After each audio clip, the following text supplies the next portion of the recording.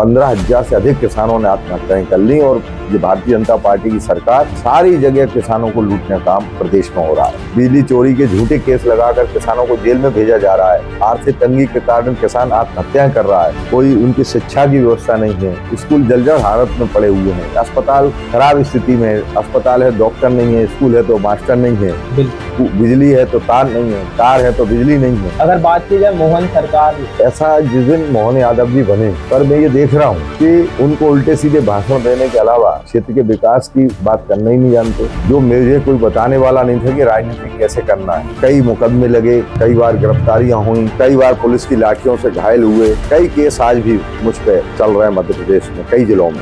विपक्ष आरोप लगाती कि आपने वहाँ काम नहीं किया, इसलिए जनता ने आपको सपोर्ट नहीं किया, चुनाव हार। जब कोई छोटे किसान का बेटा राजनीति में आता है तो जो बड़े लोग हैं, बड़े राजघराने जो हर जिलों में बैठे हैं, वो नहीं चाहते कि एक कोई सामान्य परिवार के किसान का बेटा आए और मानव सेवा करे। जी सर, आज की राजनीति में मुद्दों से ज्यादा सोशल मीडिया पर एडवर्टाइजमेंट हो रहा है, आप सहमत हैं इस चीज से? बिल्कुल है। जो जिस तरह से राजनीति की जा रही है, राजनीति की परिभाषा बदल दी गई है। मानव सेवा के नाम पर झूठे भाषण दिए जाते हैं। सभी को नमस्कार, आप देख रहे हैं बतंगड़ और मैं हूं आपके साथ अमन श्रीवास्तव। आज की इस विशेष चर्चा में हमारे साथ मौजूद हैं मध्य प्रदेश कांग्रेस के वरिष्ठ नेता और मुरैना विधानसभा सीट से विधायक श्री दिनेश गुर्जर जी। सर बहुत बहुत स्वागत है। नमस्कार सर, चर्चा शुरू करने से पहले तो जानना चाहूंगा कि आपका जो राजनीतिक सफर है वो कैसे और कहां से शुरुआत हुई उसकी? देखिए, मेरा राजनीतिक सफर 1990 से शुरू हुआ, जब मैं हाई स्कूल में पढ़ता था। और धीरे धीरे एक बार जब इंदिरा जी भोपाल आई थी जी, और जब हमारे घर वालों ने बोला कि इंदिरा जी जिस पर फूलमाला फेंक देती हैं वो बड़ा आदमी बन जाता है, तो बड़ा उत्सुक होकर हम लोग भोपाल के मेन रोड पर खड़े हुए और सौभाग्य से जो फूलमाला फेंकी वो मेरे हाथ में आई। वहाँ से मुझे प्रेरणा मिली और उसके बाद जब मेरे मामाओं के परिवार में राजनीति करते थे, वहाँ से मुझे प्रेरणा मिली। फिर यहाँ छात्र जीवन जब भोपाल में मैंने शुरू किया तो यहाँ हमें माननीय अर्जुन सिंह जी से प्रेरणा मिली। और जब भोपाल में राजीव गांधी जी आए तो सौभाग्य मिला, हम यूथ कांग्रेस की शुरुआत कर रहे थे उनसे हाथ मिलाने का। तब से हमने एक संकल्प लिया कि हम भी मानव सेवा जन सेवा करेंगे और क्षेत्र का नाम कैसे रोशन हो, अपने परिवार का नाम रोशन कैसे हो, इस विचारधारा के साथ हम कांग्रेस की राजनीति में आए। जब कांग्रेस के इतिहास को पढ़ा, इतिहास पुरुषों को पढ़ा, तो एक नई ऊर्जा का हमें संचार हुआ और हमने उसी प्रेरणा पे चलते हुए राजनीति की शुरुआत की। उसमें छोटे छोटे पदों पे रह के 1992 में मुझे मुरैना जिला युवक कांग्रेस का अध्यक्ष बनाया। अध्यक्ष बनने के बाद शुरुआत राजनीति की मेरी मुरैना जिले में हुई। उन परिस्थितियों में जब मोबाइल नहीं हुआ करते थे, इतने वाहन नहीं हुआ करते थे, उस समय भी हम नौजवानों को जोड़ने का काम पूरे मुरैना जिले में किया और करते करते लड़ाई लड़ते रहे नौजवानों की, किसानों की, गरीबों की, मजदूरों की। 1994 में फिर मुझे ऐसा लगा कि मुझे चुनाव लड़ना चाहिए और मैंने जिला परिषद का चुनाव लड़ा। और चुनाव लड़ने के बाद वहाँ जनता के आशीर्वाद से मुझे अवसर मिला, जिला परिषद का सदस्य के रूप में चुनाव जीता। चुनाव जीतने के बाद मुझे एक अनुभव मिला कि शासकीय प्रशासन कार्य कैसे होते हैं और उस पर हम लोगों ने, मैं वन विभाग का, मुझे स्थायी समिति का अध्यक्ष बनाया गया। वन विभाग के अंदर जो कर्मचारी थे दैनिक वेतन भोगी के, फॉरेस्ट के लोग जो किसानों को परेशान करते थे, उन सब पे लड़ाई लड़ी और उनको न्याय दिलाया। कई और जिला परिषद क्षेत्र के कार्यकाल में मेरे को अनुभव मिले कि जनता की सेवा कैसे होना चाहिए, कैसे उनकी लड़ाई लड़ना चाहिए, और निरंतर उस लड़ाई को मैंने जारी रखा। उसके बाद परिवहन विभाग का सदस्य रहा, दूरसंचार विभाग का सदस्य रहा, रेलवे बोर्ड का सदस्य रहा, लॉ कॉलेज का मुरैना का जन भागीदारी समिति का अध्यक्ष रहा। कई पदों पर रहते हुए मानव सेवा जन सेवा मेरे द्वारा की गई और एक मेरे मन में थी कि जिस तरह से मैंने जो संघर्ष किया है, जो मुझे कोई बताने वाला नहीं था कि राजनीति कैसे करना है, कोई परिचय कराने वाला मेरे पास नहीं था। मेरा एक संकल्प था कि जो भी मेरे संपर्क में आएगा, कोई नौजवान हो जो राजनीति करना चाहता होगा, उसको मैं पूरी ईमानदारी से आगे लाने का काम करूंगा जी और उसी क्रम को आगे बढ़ाते हुए मेरे द्वारा मुरैना जिले के और मध्य प्रदेश के कई नौजवानों को राजनीति में लाकर और उनको एक मंच काम करने का अवसर दिया।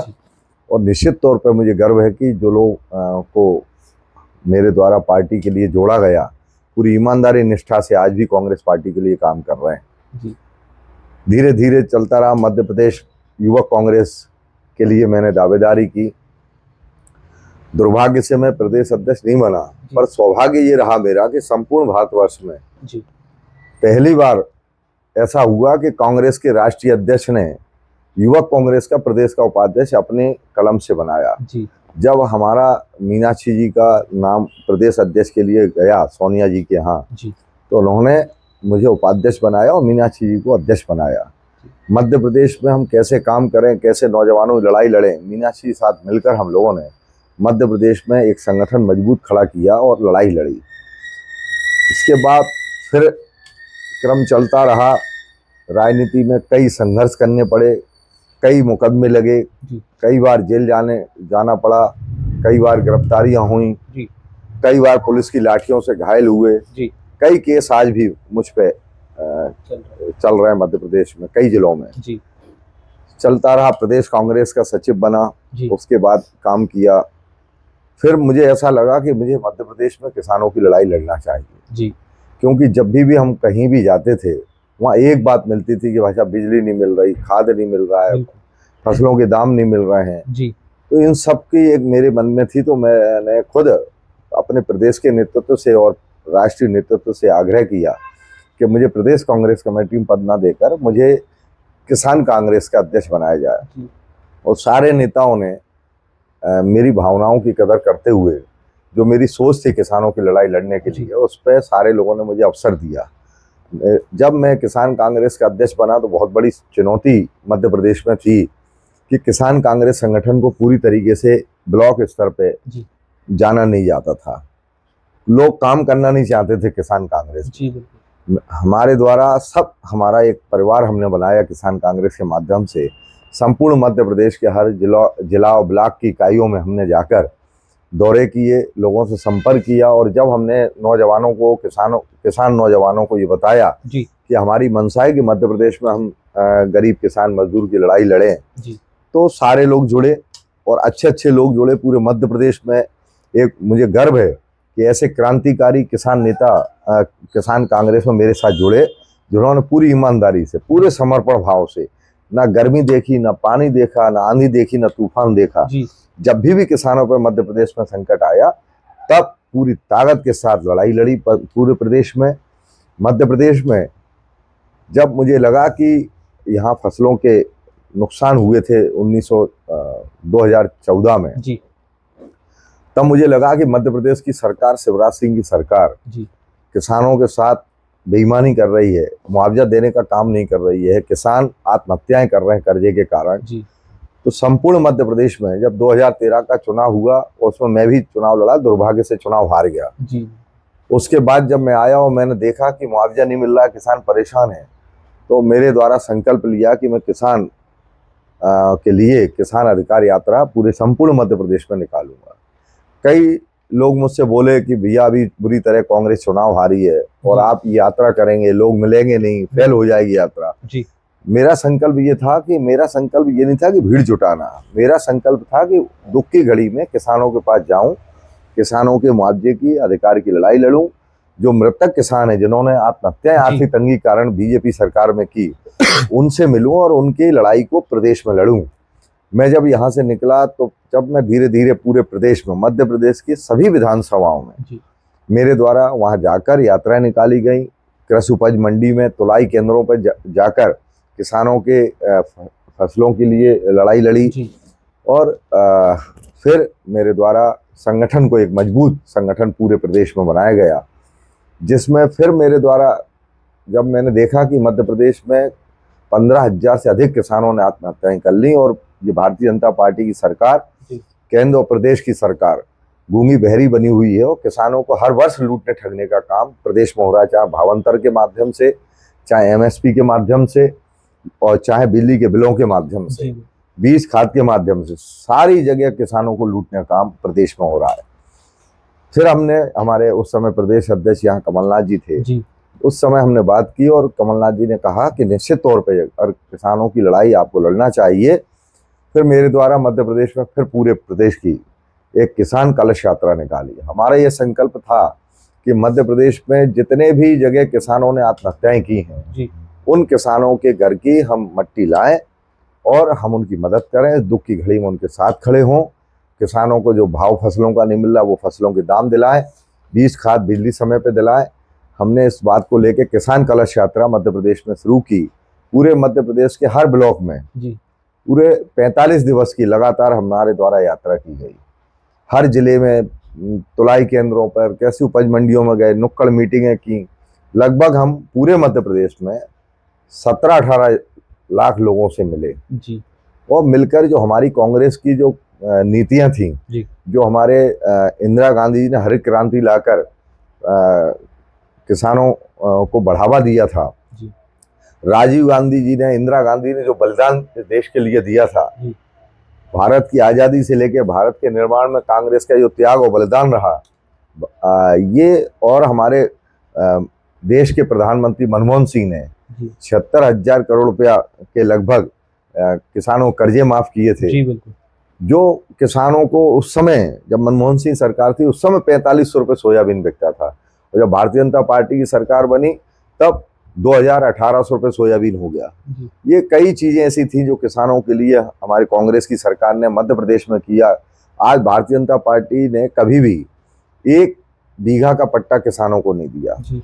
परिवार बड़े हो रहे हैं, किसान भूमिहीन हो रहा है और भू अधिग्रहण के नाम पर किसानों की जमीनों को औने पौने दामों में खरीदा जा रहा है। तब हमारे नेता ने, राहुल गांधी जी ने भू अधिकार बिल लाए थे और उन्होंने ये कहा था कि किसानों को चौगुना मुआवजा मिलेगा। ये सारी चीज़ों को हमने इकट्ठा करके और पंपलेट बनाए। पंपलेट के माध्यम से हमने गांव-गांव जाकर, क्षेत्रों में जाकर, ब्लॉक स्तर पे जाकर किसानों से मिले, नौजवानों से मिले और उनको हम हमारी विचारधारा बताई। और भारतीय जनता पार्टी की सरकार में जिस तरह से बीज खाद महंगा हो गया, बिजली महंगी हो गई, बिजली नहीं दी जा रही, बिजली चोरी के झूठे केस लगाकर किसानों को जेल में भेजा जा रहा है, आर्थिक तंगी के कारण किसान आत्महत्याएं कर रहा है, फसलों के दाम नहीं मिल रहे हैं, भावांतर नहीं मिल रहा है, MSP समर्थन मूल्य नहीं मिल रहा है। इन सबको लेके हमने पूरे प्रदेश में एक बात रखी और किसानों के बीच में गए। पूरे मध्य प्रदेश में जो मृतक किसान थे उनके यहाँ से, हमारे किसान कांग्रेस के साथियों से उनके खेत की मिट्टी बुलाई गई और वो मिट्टी उस कलश में, किसान यात्रा का जो कलश था हमारा, उसके अंदर डाली गई और हमने पूरी एक श्रद्धा भाव के साथ किसानों की मान सम्मान अधिकार की लड़ाई पूरे प्रदेश में लड़ी। और जिसका समापन राहुल गांधी जी मंदसौर आए उस दिन, उस कलश यात्रा का हमारा राहुल गांधी जी के कार्यक्रम में समापन हुआ। मध्य प्रदेश में फलस्वरूप कमलनाथ जी के नेतृत्व में यहाँ सरकार बनी, किसानों के कर्जे माफ हुए और किसानों को एक ऐसा लगा कि कांग्रेस की सरकार आई है, नया उदय होगा, उनको अधिकार मिलेंगे, किसानों के बेटों को रोजगार मिलेगा। पर दुर्भाग्य से सरकार गिरा दी और सरकार गिरने के बाद फिर वही हालत कि किसानों का बेटा सड़कों पे घूम रहा है बेरोजगारी में, कोई उनकी शिक्षा की व्यवस्था नहीं है, स्कूल जर्जर हालत में पड़े हुए हैं, अस्पताल खराब स्थिति में है, अस्पताल है डॉक्टर नहीं है, स्कूल है तो मास्टर नहीं है, बिजली है तो तार नहीं है, तार है तो बिजली नहीं है, खंभे टूटे पड़े हैं, नकली ट्रांसफार्मर खरीदे जा रहे हैं जो 2 दिन में किसानों के पास जाते हैं और खराब हो जाते हैं। सर आजकल एक स्मार्ट मीटर चला हुआ जो काफी ज्यादा मतलब लोगों के बिल आ रहे हैं, उस पर आपका क्या कहना है? भोपाल में इसका सबसे ज्यादा मुद्दा देखिए, पूरे मध्य प्रदेश के अंदर हमारी कांग्रेस के सभी नेताओं ने निर्णय लिया है कि जो भारतीय जनता पार्टी बिजली के जो नए मीटर लगाकर लूटने ठगने का काम जनता के साथ करना चाहती है, उसको हम रोकेंगे। जिले स्तर पे, ब्लॉक स्तर पे रोकेंगे। ये कल हमारी विधायक दल की मीटिंग में भी इस विषय को लेकर चर्चा हुई है और निश्चित तौर पे हम मध्य प्रदेश जनता के साथ खड़े हैं, उनको लूटने ठगने नहीं देंगे। इसी तरह से हमारा जब चलता रहा, उसके बाद कई अवसर मिले मुझे। माननीय कमलनाथ जी ने कृषि विभाग के अंदर मुख्यमंत्री की कृषि सलाहकार समिति का सदस्य बनाया। एक मीटिंग भी हुई, हालांकि उसके बाद सरकार गिर गई। उसके बाद में चुनौतियां थी कि हम उपचुनाव कैसे जीतें। उपचुनाव, कांग्रेस उपचुनाव में उतना अच्छा स्थिति नहीं रही और सरकार हमारी गिर गई। उसके बाद भी लगातार हम क्षेत्र में काम करते रहे। कोरोना काल जब आया, जी उस दुख की घड़ी में भारतीय जनता पार्टी का कोई भी नेता जी। सड़क पे नहीं उतरा। सबको अपने अपने जान के लाले पड़े हुए थे। मुरैना के अंदर हमने सार्वजनिक फेसबुक पे, व्हाट्सएप पे डाला, किसी को भी कोई पीड़ा हो, दवाई चाहिए, खाने भोजन की सामग्री चाहिए, तो हम लोग आपके साथ खड़े हैं। और हम लोगों ने पूरी निष्ठा से 62 दिन जी कोरोना काल के अंदर पूरे मुरैना शहर के और मुरैना विधानसभा क्षेत्र के लोगों को जो भी हमसे बना सेवा बनी, उनकी दवाई से, भोजन सामग्री से जी हम लोगों ने पूरे प्रयास किए। और फिर सौभाग्य से मुझे अखिल भारतीय कांग्रेस कमेटी का प्रतिनिधि बनाया, मध्य प्रदेश कांग्रेस कमेटी का प्रतिनिधि बनाया, कई और पदों पर रहा। जी रहते हुए अपना संघर्ष जारी रखा। कभी मैंने पीछे मुड़ के नहीं देखा कि मेरे भविष्य का क्या होगा, जी क्योंकि लोग राजनीति में अक्सर ये मानते हैं कि विधायक और मंत्री बन के ही जनता की सेवा हो सकती है। जी पर मेरा मानना इसमें अलग था। मेरा मानना ये था कि हम उस दल में काम कर रहे हैं जिस दल के नेताओं ने बगैर पद के लालच के देश के लिए प्राण न्यौछावर किए। जी तो हम सबको भी उनसे प्रेरणा लेके काम करना चाहिए। जी और हमने कभी ऐसा प्रयास नहीं किया कि हमको विधायक ही बनना है, पर हम निरंतर अपनी जो भी हमारी जवाबदारी हमको पार्टी ने दी, वो जवाबदारियों पर हम ईमानदारी से काम करते रहे। पार्टी ने अवसर दिया 2023 में चुनाव लड़ने का। जी ईश्वरी कृपा रही और मुरैना की जनता ने अपना बेटे भाई मानकर मुझे अवसर दिया। जी और मध्य प्रदेश कांग्रेस कमेटी में मुझे प्रदेश महामंत्री बनाया गया। जी और इसी पदों पर रह के मैं काम कर रहा हूँ। और ईश्वर से प्रार्थना करता हूँ आपके चैनल के माध्यम से कि ईश्वर मुझे इतनी शक्ति बल दे कि मैं मुरैना जिले की और मुरैना विधानसभा क्षेत्र की जनता का जो मुझ पर विश्वास है, जिस विश्वास के साथ मुझे उन्होंने जवाबदारी दी है, उस पर ईमानदारी से उनका बेटा भाई बन के काम कर सकूं, उनके सुख दुख में शामिल हो सकूं, उनके मान सम्मान अधिकार की लड़ाई लड़ सकूं। और जो संपूर्ण मध्य प्रदेश में जो किसानों को परेशान किया जा रहा है, लूटा ठगा जा रहा है, फसलों के दाम नहीं दिए जा रहे हैं, बीज खाद महंगा दिया जा रहा है, इसकी लड़ाई हम कांग्रेस के सभी लोग मिलके जीतू पटवारी के नेतृत्व में लड़ाई लड़ें। माननीय राहुल गांधी जी जिस तरह से आरक्षण की बात कर रहे हैं, जातिगत जनगणना की बात कर रहे हैं, जी ओबीसी के आरक्षण की बात कर रहे हैं, किसानों के अधिकार देने की बात कर रहे हैं, जी इन सब पे हम कैसे गांव-गांव जनता के बीच में जाकर इस बात को रखें कि कांग्रेस का एक एक व्यक्ति माननीय राहुल गांधी और खड़गे जी के नेतृत्व में जी आप आम जनता के साथ खड़ा है और न्याय दिलाएगा। इस लड़ाई को निरंतर हम जारी रखेंगे जब तक राजनीति जीवन है। मानव सेवा, जन सेवा करने का संकल्प लिया है, पूरी ईमानदारी निष्ठा से हम काम करेंगे। सर, आप कांग्रेस में किसान के लिए काफी सपोर्ट में रहे, किसान अध्यक्ष रहे। अगर बात की जाए मध्य प्रदेश के पूर्व मुख्यमंत्री हैं शिवराज सिंह चौहान, जो कि अभी केंद्र में कृषि मंत्री हैं, तो कैसा देख रहे हैं कि केंद्र में जो उनका कार्यकाल कैसा चल रहा है? देखिए, मैं तो अक्सर अभी देख रहा हूँ कई दिनों से, कभी वो अपनी पत्नी के साथ कहीं घूम रहे हैं, फोटो सेल्फी कर रहे हैं जी। और दुर्भाग्य है कि प्रदेश के जो मुख्यमंत्री रहे हों और संवेदनशील मुख्यमंत्री रहे हों और आज वो अपने बाहर घूम रहे हैं, सेल्फियाँ ले रहे हैं और मध्य प्रदेश का किसान हाहाकार हो रही है, उसको खाद नहीं मिल रहा है। जी। हमारे ग्वालियर चंबल संभाग में अधिक वर्षा होने के कारण फसलें बुआई नहीं हो पाई, वो किसान परेशान है। आंधी तूफानों से, अधिक बारिश से मकान गिर गए, उनको मुआवजा नहीं मिल रहा है। जी। मध्य प्रदेश का किसान बीज खाद के लिए दर दर की ठोकरें खा रहा है। बिजली के नाम पे किसानों को बिजली रात में दी जा रही है, दिन में बिजली नहीं दी जा रही, अवैध वसूलियां की जा रही हैं। जी। प्रदेश का जो हाल किसानों का बना हुआ है, आज तक जब से कृषि मंत्री बने शिवराज सिंह चौहान जी ने एक ऐसा बयान नहीं दिया, ऐसी कोई पहल नहीं की जिससे ये लगे कि मध्य प्रदेश के किसानों की शिवराज सिंह चौहान जी को चिंता है। सर, 2013 में आप मुरैना विधानसभा सीट से चुनाव हार गए। विपक्ष आरोप लगाती कि आपने वहां काम नहीं किया, इसलिए जनता ने आपको सपोर्ट नहीं किया और चुनाव आप हार गए। आपका क्या? देखिए, ऐसा नहीं है। हमारे यहाँ जातिगत आधार पर चुनाव ज्यादा होता है जी। और चूंकि एक जब कोई छोटे किसान का बेटा राजनीति में आता है और चुनाव की कल्पना करता है, तो जो बड़े लोग हैं, बड़े राजघराने जो हर जिलों में बैठे हैं, वो नहीं चाहते कि एक कोई सामान्य परिवार के किसान का बेटा आए और मानव सेवा जन सेवा करे। जी। ये सारे लोग जो जिलों में बैठे हैं वो नौजवानों को आगे आने में रोक लगाते हैं। और उसी का शिकार मैं हुआ कि वहाँ के जो बड़े नेता थे ग्वालियर चंबल संभाग के, वो नहीं चाहते थे कि एक किसान का बेटा आगे आए और राजनीति में अपनी सेवाएं दे और जवाबदारी को निभा सके। इसलिए उन सारे लोगों ने मुझे षड्यंत्र का वो बनाया और जनता को गुमराह किया। और चूंकि पहला चुनाव था तो जनता भी गुमराह हो गई, पर ईश्वरी कृपा रही, मैंने हिम्मत की हारी में लगा रहा। पर मैं इसलिए नहीं लगा रहा कि मुझे विधायक बनना है, मैं इसलिए लगा रहा कि कांग्रेस मजबूत हो, किसानों को अधिकार मिले, किसान के बेटे को रोजगार मिले। ये इन सब की लड़ाइयों में लड़ते रहा। जब मुझे चुनाव अभी लड़ा तो ईश्वरी की ऐसी कृपा रही कि हिंदुस्तान जब से आज़ाद हुआ है तब से मुरैना विधानसभा से किसी भी दल का कोई भी नेता इतने वोटों से चुनाव नहीं जीता। एक रिकॉर्ड। दूसरा, इतना वोट कभी भी किसी दल के नेता को कभी भी मुरैना शहर से नहीं मिला। तीसरा, कि इतने वोट कभी भी किसी दल के नेता को इतना वोट नहीं मिला। 3 रिकॉर्ड मुरैना की जनता ने बनाए और अपना बेटा भाई मानकर उन्होंने मुझे अवसर दिया। 21,800 वोट से मैं चुनाव जीता। निरंतर जब से अभी तक मेरा प्रतिदिन का संकल्प है कि जनता की सेवा करूं और ईमानदारी निष्ठा से मैं सेवा कर रहा हूं।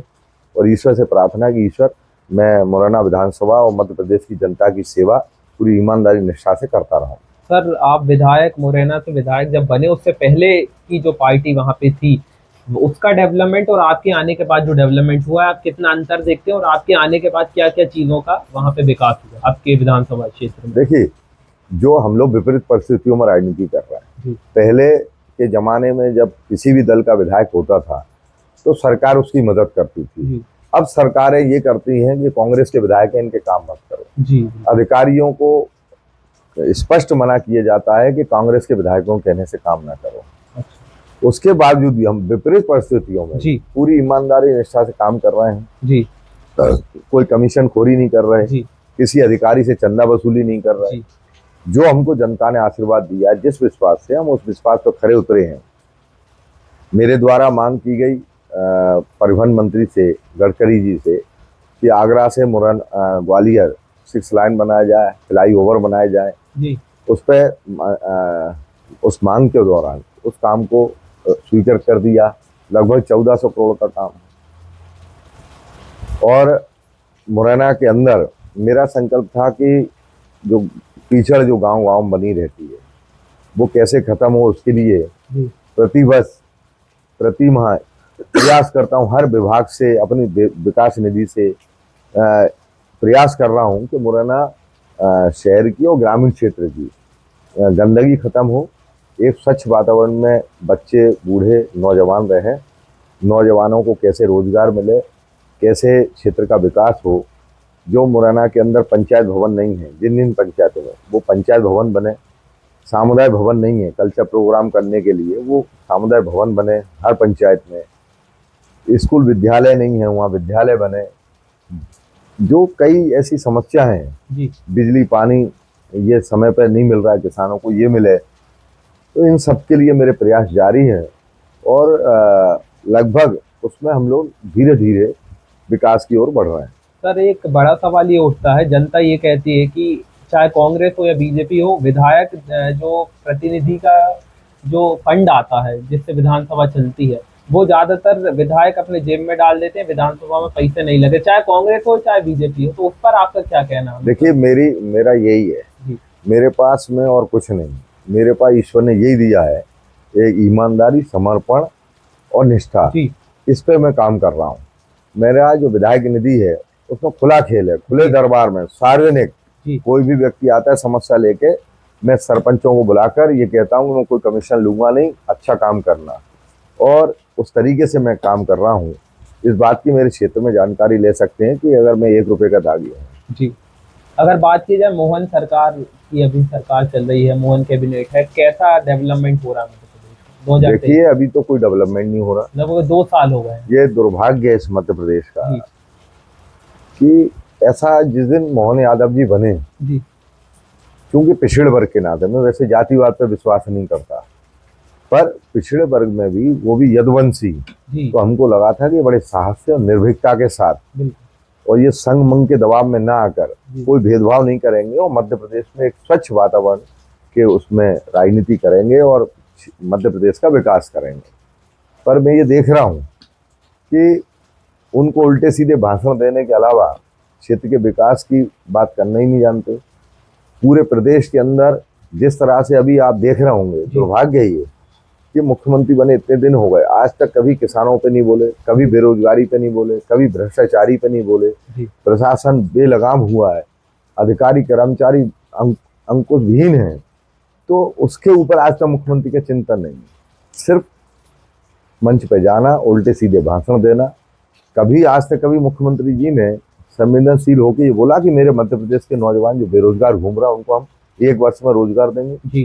किसानों को जो समय पे बिजली नहीं मिल रही, बीज खाद महंगा दिया जा रहा है, बीज खाद नहीं मिल रहा है, फसलों को दाम नहीं मिल रहे हैं, ये हम देंगे, इसके लिए कानून बनाएंगे। ये सारे काम मुख्यमंत्री की नैतिक जिम्मेदारी है कि मध्य प्रदेश की जनता की वो सम्मान दें, सुरक्षा करें, अधिकार दें जी। इस पर कोई बात नहीं हो रही। बिल्कुल। सिर्फ प्रदेश में एक जाति और धर्म के नाम पे से माहौल खराब करके राजनीति की जा रही है। सर 2028 में चुनाव की क्या रणनीति होने वाली है? देखिए, निश्चित तौर पे जिस तरह से हमारे नेता राष्ट्रीय अध्यक्ष खड़गे जी और राष्ट्रीय नेता हमारे प्रतिपक्ष के राहुल गांधी जी जिस उम्मीद और विश्वास के साथ, क्योंकि मेरा मानना ये है कि राहुल गांधी एक त्यागी पुरुष है जिन्होंने कभी भी सत्ता का सुख लेने की चेष्टा नहीं की। सिर्फ उनकी भावना है कि पूरे संपूर्ण भारतवर्ष में नौजवानों को अधिकार मिले, जातिगत जनगणना होकर लोगों को अधिकार मिले और एक स्वच्छ वातावरण में देश में और प्रदेशों में राजनीति हो। इसके लिए जो लड़ाई लड़ रहे हैं और उसी के तौर पे हमारे यहाँ 2 नौजवान प्रदेश कांग्रेस के अध्यक्ष जीतू पटवारी जी को बनाया, प्रतिपक्ष नेता उमंग सिंघार जी को बनाया और नए नौजवानों को मध्य प्रदेश में बागडोर दी है। और जब से मेरा मानना है कि ये दोनों बने हैं तब से निरंतर सक्रियता बनी हुई है। लोगों को जोड़ने का काम हो रहा है, लोगों के मान सम्मान अधिकार की लड़ाई लड़ने का काम प्रदेश में हो रहा है। और जो हमारा मंशा है राष्ट्रीय नेतृत्व की और प्रदेश की, अब जैसे हमारे प्रभारी हैं हरीश चौधरी जी, मेरा मानना ये है कि इससे पहले प्रभारी इतने कभी नहीं आते थे। आज महीने के अंदर 8-8, 10-10 दिन हमारे प्रभारी यहाँ रहकर और खुद प्रदेश की जनता के माहौल को समझ रहे हैं, पार्टी के कार्यकर्ताओं की बात को सुन रहे हैं। तो निश्चित तौर पे जब ऐसा नेतृत्व जो कार्यकर्ता के सुनने के लिए बैठा, उसकी पीड़ा को समझने के लिए बैठा है, प्रदेश की जनता की अधिकार की लड़ाई लड़ रहा है, तो इस नेतृत्व में हम लोग जो काम करेंगे, जो बूथ स्तर पे, पंचायत स्तर पे जो हमारे संगठन को 2-3 माह के अंदर पहुंचाया जाएगा और उसको पूरी डायरेक्ट प्रदेश कांग्रेस कमेटी से और अखिल भारतीय कांग्रेस कमेटी से जोड़कर उन पार्टी के कार्यकर्ताओं के साथ गरीब, मजदूर, किसान, नौजवान की और महिलाओं की लड़ाई मध्य प्रदेश में लड़ी जाएगी। तो निश्चित तौर पर 2028 में कांग्रेस की सरकार बनेगी। सर अगर बात की जाए आपकी पार्टी के पूर्व, अब तो पूर्वी कहलाएंगे, लक्ष्मण सिंह जी हैं, दिग्विजय जी के जो भाई हैं, जिनको पार्टी ने 6 साल के लिए निष्कासित कर दिया है। अब उनसे हमारा इंटरव्यू हुआ था, उनने एक ये चीज़ कही है, अभी कुछ दिन पहले अशोकनगर में जो जीतू पटवारी जी पे FIR हुई है उस पर उनका ये कहना है कि राहुल गांधी ये मानते हैं कि जिस पर ज़्यादा FIR होती है राहुल गांधी उसको ज़्यादा सपोर्ट करते हैं, ऐसा उनका बयान था लक्ष्मण सिंह जी का। तो इस पर आपका क्या कहना है कि अब पार्टी को निष्कासित कर दिया इसलिए वो ऐसे बयान दे रहे हैं? देखिए, उसमें बुराई क्या है? अगर कोई गरीब, मजदूर, किसान की लड़ाई देश और प्रदेश में अपने गांव मोहल्ले में लड़ रहा है और उस पर अगर मुकदमे दर्ज होते हैं तो अच्छी बात है। ये कोई ऐसा साहसी पुरुष तो है जो अपने पर मुकदमे झेलकर जनता की सेवा करना चाहता है। और राहुल गांधी जी के इसमें क्या सोच बेकार है? अगर किसी गरीब, मजदूर, किसान की, कोई नौजवान की लड़ाई लड़ रहा है, उस पर अगर कोई झूठे मुकदमे लगते हैं तो राहुल गांधी क्या कोई भी देश का नेता खुश होगा जो जनता के लिए लड़ रहा है? लक्ष्मण सिंह जी के ऐसे जो उल्टे अब बयान आ रहे हैं पार्टी के खिलाफ, तो उस पर आपका क्या कहना है कि मतलब अब पार्टी ने निष्कासित कर दिया है इसलिए उनका ऐसे बयान है या फिर कुछ अलग अंदरूनी कुछ मामला है, क्या है? देखिए, इस पे हम लोग इसलिए बोलना नहीं चाहते कि हमारे सीनियर रहे वो पहले और क्योंकि समय समय पर उनकी विचारधारा बदलते रहती। बिल्कुल। और अब हो सकता है फिर उनकी विचारधारा बदल गई है और मैं समझता हूँ कि मेरा मानना व्यक्तिगत कि जिनका हम लोगों ने सम्मान किया है उनका हम लोग सम्मान को ठेस नहीं पहुंचाएं। पर लक्ष्मण सिंह जी आज कांग्रेस में नहीं है, हमारे ना नेता है ना हमारे कोई संबंध है।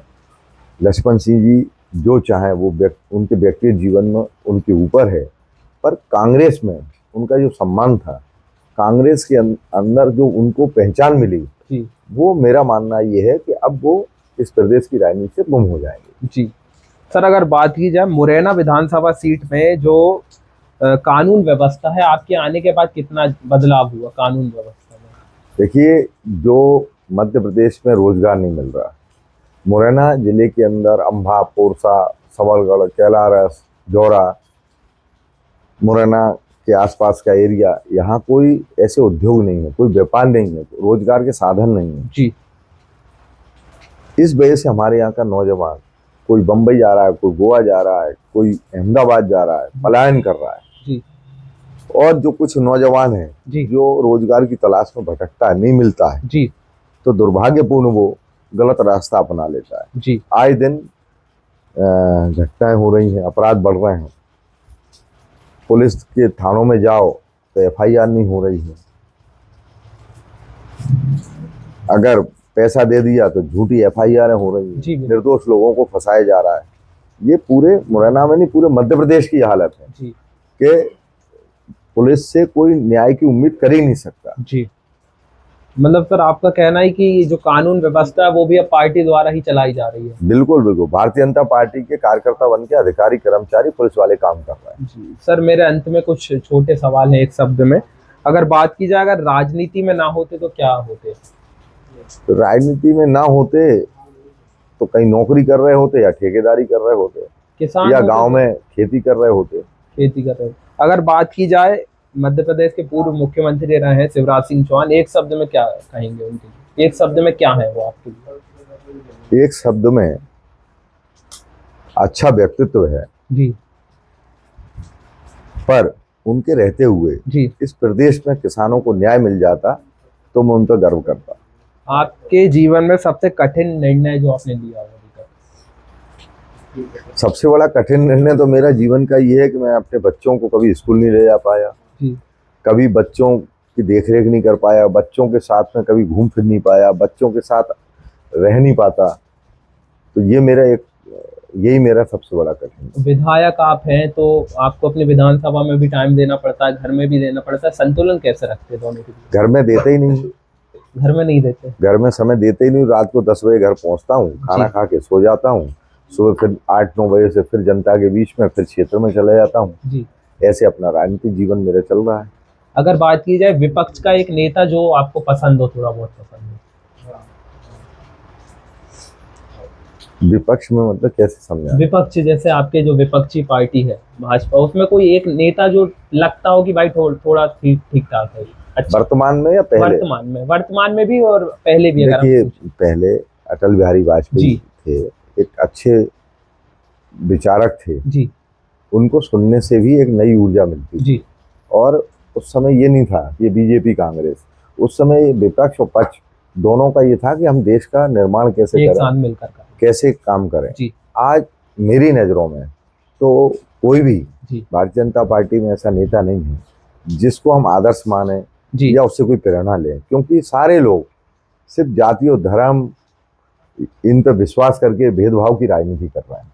सर, विपक्षी नेताओं के साथ संबंध कैसे हैं? अगर व्यक्तिगत संबंध की बात की, विपक्ष से हम मिलते ही नहीं है तो संबंधों का हमें पता ही नहीं है। एक मानव जीवन में एक वैसी अगर कोई काम पड़ता है जाते हैं, कर दें तो ठीक, नहीं करें तो ठीक, पर उम्मीद हम नहीं करते उनसे। हॉबी क्या है सर? राजनीति के अलावा क्या क्या करते हैं आप? क्या पसंद है करना? ज़्यादा तो यही सेवा करने कि कोई अगर भगवान कोई घर पे आया है तो उसका मान सम्मान हो सके, उसका काम हो सके, ये है। और दूसरा, पहले किसी समय पे स्विमिंग करने का शौक था। जी। सर, जो युवा राजनीति में आना चाह रहे हैं, चाहे बीजेपी में आए, कांग्रेस में आए, आपका उनके लिए क्या सलाह है? मेरा पहले तो मध्य प्रदेश के नौजवानों से कि जो मैं आह्वान करना चाहता हूँ आपके माध्यम से कि पूरे मध्य प्रदेश और संपूर्ण भारतवर्ष में जी जिस तरह से नौजवानों के साथ खिलवाड़ हो रही है, जी, मैं प्रार्थना करना चाहता हूँ कि मेरे नौजवान साथियों, आपके माँ बाप ये चाहते हैं कि आप कुछ करके दिखाएं। जी। मैं ये नहीं कह रहा हूँ कि आप राजनीति में नहीं आए, जी। पर आज का जो परिवेश है, जो जिस तरह से राजनीति की जा रही है, राजनीति की परिभाषा बदल दी गई है। जी। मानव सेवा के नाम पर झूठे भाषण दिए जाते हैं। जी। कोई न्याय की बात करने वाला नहीं है। ऐसे दौर में मैं चाहता हूं कि आपके माँ बाप के आप सपने साकार करें, कोई धंधा व्यापार करें, आप अच्छी योग्यता हासिल करके अच्छे अफसर बने और इस प्रदेश की जो व्यवस्था है उसमें एक भागीदारी अपनाएं और प्रदेश को विकास की जोड़ने का काम करें। राजनीति ही एक माध्यम नहीं है। जी अगर कोई अधिकारी बन के, कोई कर्मचारी बन के भी मानव सेवा, जन सेवा कर सकता है, क्योंकि राजनीति का जो परिदृश्य हो गया है, जी इतनी ईर्ष्या हो गई है, इतना हो गया है, इसमें मैं समझता हूँ कि लाखों नौजवान आते हैं, जी उनमें से एक आध नौजवान को अवसर मिलता है और 99 नौजवान दर दर की ठोकरें खाता है। इसलिए मेरी प्रार्थना है कि राजनीति से परे होके देश और प्रदेश की सेवा करने कई माध्यम है, वहाँ से भी आप करें। और जिन लोगों को ये है कि हमको राजनीति के माध्यम से करना है तो उनका स्वागत है, वो करें, उनके साथ है। सर, एक बड़ा सवाल ये उठता है कि ओबीसी समाज से आते हैं मोहन यादव जी, और अभी बिहार में चुनाव आने वाले हैं, यूपी में भी अब चुनाव बहुत जल्द है, तो आपको क्या लगता है कि वो वाली वहाँ के जो वोट बैंक साधने के लिए यहाँ पे इन्हें सीएम बनाया है? क्योंकि बहुत बड़ा ही सवाल इन पे उठते हैं कि देखिए यादव हैं ये, नहीं, और ऐसा। मैं आपसे पूछना चाहता हूँ, आपके पत्रकार कार्यकाल में जी कभी आपने मध्य प्रदेश के अंदर ये सुना था कि ओबीसी की लड़ाई मोहन यादव जी ने लड़ी?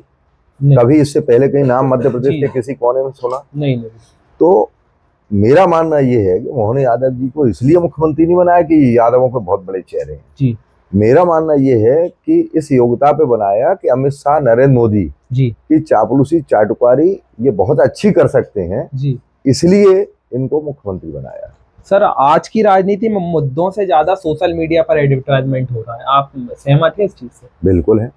आज के जमाना क्योंकि जो मेन बड़ी मीडिया है जी वो तो बड़े उद्योगपतियों ने हाईजैक कर ली है। जी बड़े बड़े चैनल सब अडानी अंबानी ने खरीद लिए हैं, तो जो वो चाहते हैं वो उनके माध्यम दिखाया जाता है। अभी जो छोटे चैनल हैं, यूट्यूब चैनल हैं, ये जो आया है, सोशल मीडिया आया है, इससे निश्चित तौर पे एक नई क्रांति देश और प्रदेश में आ रही है और सच्चाई सामने आ रही है। बड़े धीरे धीरे, जो अब पहले मैं देखता था कि हर घर में कोई ना कोई चैनल, न्यूज चैनल लगा रहता था और उसको देखते रहते थे, अब धीरे धीरे लोगों का उससे विश्वास हट रहा है और सोशल मीडिया के माध्यम से वो जानकारियां ले रहे हैं और उनको सोशल मीडिया के माध्यम से मेरा मानना है कि 80-90% सच्चाई से अवगत हो रहे हैं। सर, अंत में हमारे दर्शक हैं बतंगड़ के, उनके लिए आपका क्या संदेश है? मैं सभी दर्शकों से ये प्रार्थना करता हूँ कि मध्य प्रदेश की जनता की सेवा और जनता के अधिकार में आपकी भी मुख्य भागीदारी होना चाहिए। ये नहीं है कि एक सिर्फ नेताओं की, किसी भी दल के नेताओं की जवाबदारी है, ये एक एक मध्य प्रदेश के मतदाता की जवाबदारी है कि इस मध्य प्रदेश को कैसे संवारें, कैसे बेरोजगारी खत्म करें, कैसे विकास की मुख्य धारा से जोड़ें, कैसे रोजगार मिले।